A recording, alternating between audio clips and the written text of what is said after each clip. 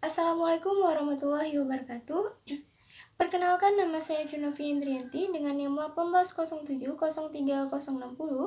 Saya salah satu mahasiswi dari Prodi Biologi Fakultas Sains dan Teknologi Universitas Islam Negeri Araniri, Banda Aceh.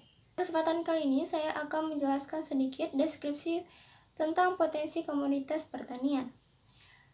Video ini saya buat untuk memenuhi tugas mata kuliah pengendalian hayati dengan dosen pengampu Ibu Syafrina Sariwubis MSI. Padi atau Oryza sativa merupakan salah satu tanaman budidaya terpenting dalam peradaban dan juga tanaman yang paling penting di Indonesia. Karena makanan pokok di Indonesia adalah nasi yang mana mengandung karbohidrat yang tinggi dan nasi tersebut diolah dari beras dan beras tersebut tentunya dihasilkan oleh tanaman padi. Di Indonesia, lahan sawah merupakan lahan yang umum dijumpai di daerah dataran dengan topografi landai. Biasanya, lahan sawah tersebut berada di pedesaan yang diselingi perkampungan para petani.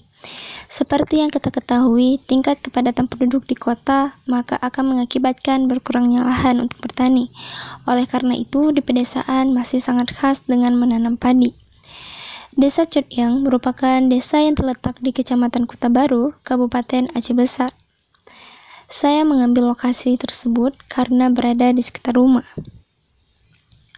Berdasarkan lokasi tersebut, maka memiliki potensi yang besar dalam hal pertanian dan juga perkebunan. Di kampung ini memanfaatkan lahan untuk dijadikan sebagai tempat untuk menanam padi.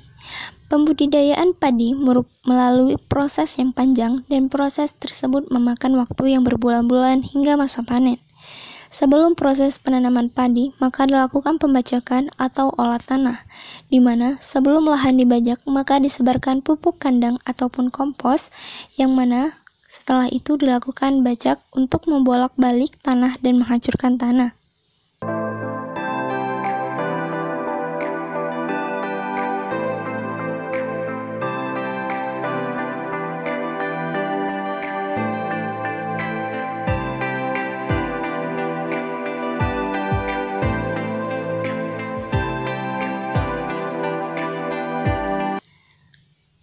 Hama yang menyerang padi yaitu tikus, burung, dan juga keong mas.